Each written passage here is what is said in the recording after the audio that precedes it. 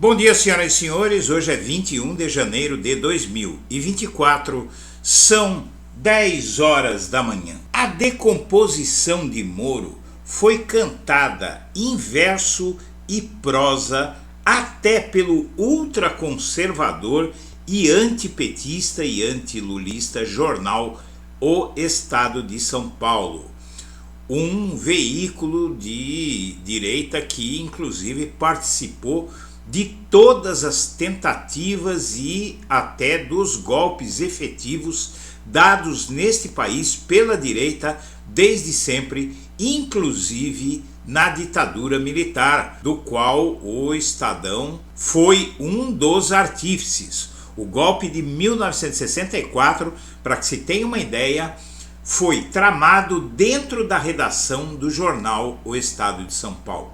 Bom, agora até o Estadão parte para cima do Sérgio Moro.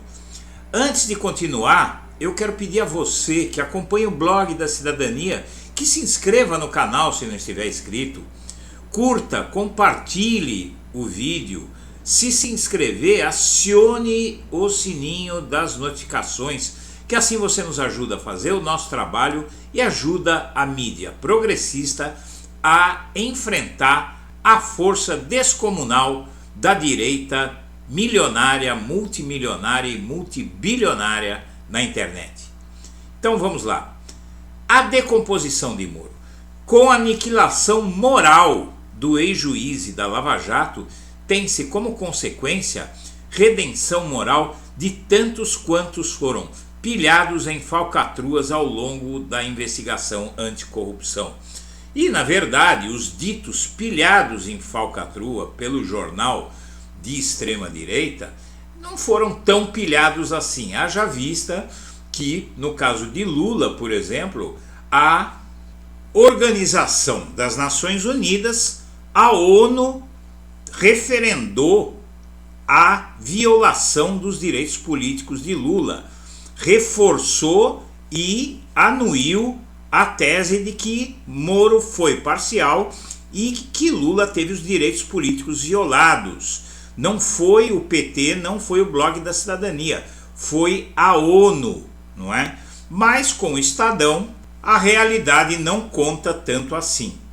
Diz o jornal: no inesquecível desabafo do presidente Lula da Silva em março do ano passado, ao comentar seus dias na prisão, havia um quê de maldição. Só vai estar tudo bem quando eu ferrar esse Moro. Ao que parece, não era apenas o petista que estava com essa obscena, no dizer desse jornal reacionário, disposição de vingança contra Sérgio Moro. O hoje ainda senador da República, que foi ministro da Justiça de Bolsonaro, logo após colocar o Lula na cadeia, lembro eu, juiz da Lava Jato, e nessa condição, algoz de políticos e empresários de variados carizes, está em acelerado processo de decomposição. Em dezembro passado, segundo se soube, há poucos dias, Toffoli determinou a abertura, o ministro do STF, abertura de um inquérito no Supremo contra Moro e algumas das estrelas da Lava Jato a pedido da PGR, num caso de 2 décadas atrás. Eles são acusados por um empresário e ex-deputado estadual paranaense de tê-lo obrigado a atuar como uma espécie de agente infiltrado. Os métodos do Moro a gente conhece, o Estadão a gente sabe quem é, que torce a história conforme a sua vontade. E para que se tenha uma ideia, minha amiga, meu amigo, do que é o jornal O Estado de São Paulo, de quanto esse jornal mente, mais está reconhecendo a decomposição de Moro, para que se tenha uma ideia, o Lula foi colocado por 580 dias na cadeia porque ele visitou o tal triplex, no qual ele nunca dormiu uma noite, do qual ele nunca teve a chave, do qual ele nunca participou de forma nenhuma. Ele foi colocado na cadeia porque ele visitou esse triplex e porque a empreiteira OAS estava colocando eletrodomésticos dentro do triplex, e aí a Lava Jato e o Moro fizeram a ilação de que aquele triplex estava recebendo reformas para o Lula. Qual a prova disso? Nenhuma.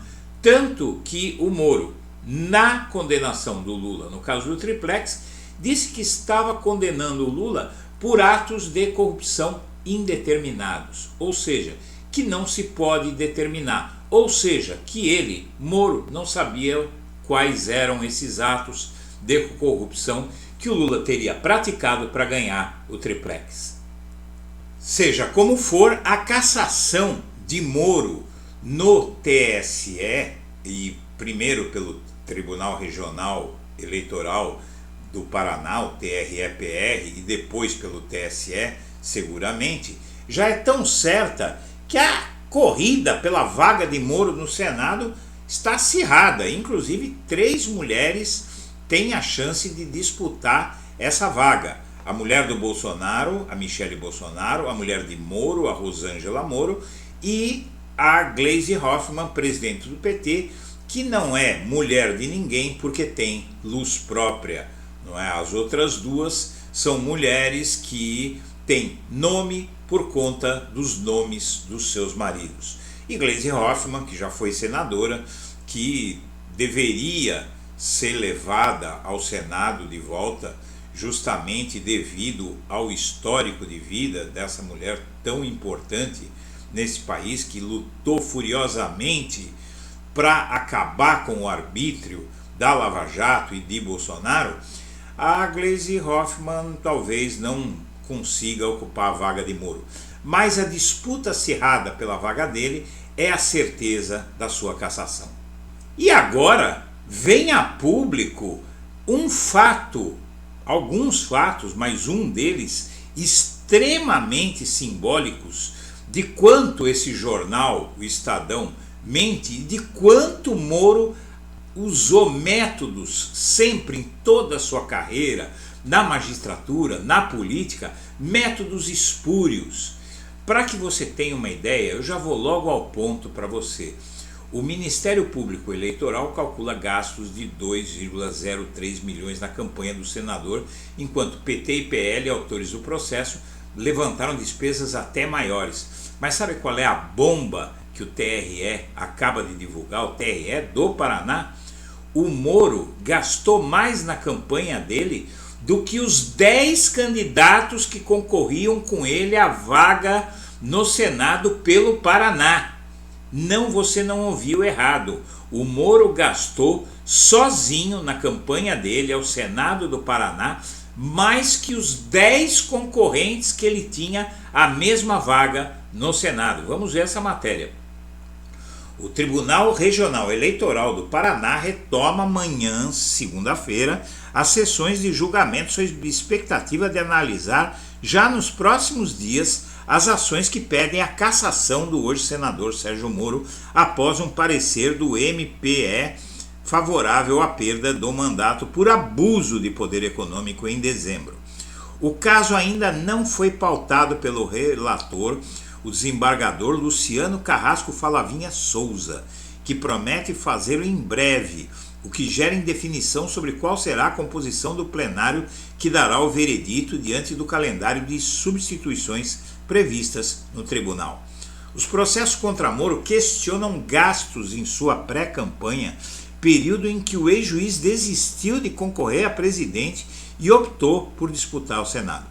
Com base em notas fiscais enviadas pelo União Brasil e por sua antiga legenda, o Podemos, o Ministério Público Eleitoral calculou gasto de 2,03 milhões e considerou que o valor foi excessivo para a disputa ao Senado no Paraná, o que configura na sua avaliação abuso de poder econômico.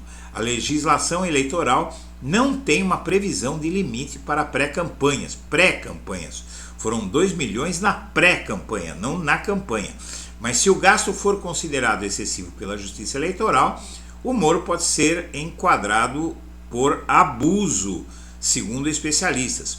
O principal precedente é a cassação da ex-senadora Selma Arruda, em 2019, que era chamada de Moro de Saias, por usar os mesmos métodos de Moro, inclusive de campanha eleitoral. Na época, a Justiça apontou gasto anterior à campanha equivalente a 72% do arrecadado por sua candidatura.